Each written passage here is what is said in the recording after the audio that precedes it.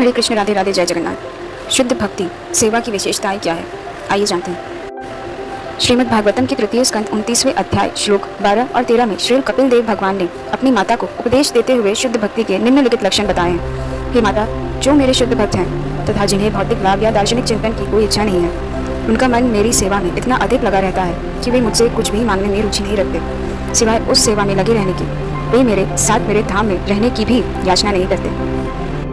मुक्ति के 5 प्रकार हैं, अर्थात भगवान के साथ एक हो जाना, उसी ग्रह पर भगवान के साथ रहना, भगवान के समान गुण होना, भगवान के समान ऐश्वर्य का भोग करना तथा भगवान के साथी के रूप में रहना। भक्त भौतिक इंद्रिय तृप्ति को अस्वीकार करना तो दूर, 5 प्रकार की मुक्ति में से किसी की भी इच्छा नहीं रखता। वह भगवान की प्रेमपूर्ण सेवा करके ही संतुष्ट हो जाता है। यही शुद्ध भक्ति का विशेषता है। श्रीमद् भागवतम में कपिल देव द्वारा दिए गए उपरोक्त कथन में शुद्ध भक्त की वास्तविक स्थिति का वर्णन किया गया है तथा भक्ति सेवा के प्राथमिक लक्षण भी परिभाषित किए गए हैं। रूप गोस्वामी ने भक्ति सेवा के अन्य लक्षणों का वर्णन विभिन्न शास्त्रों के प्रमाणों के साथ किया है। उन्होंने कहा है कि शुद्ध भक्ति सेवा के 6 लक्षण होते हैं, जो इस प्रकार हैं। शुद्ध भक्ति सेवा सभी प्रकार के भौतिक संकटों से तत्काल राहत दिलाती है। शुद्ध भक्ति ही समस्त मंगलों का आरंभ है।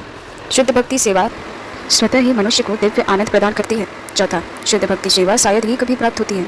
5वां, जो लोग शुद्ध भक्ति में लीन हैं वे मोक्ष की अवधारणा का भी उपहास करते हैं। 6ठा, शुद्ध भक्ति ही कृष्ण को आकर्षित करने का एकमात्र साधन है।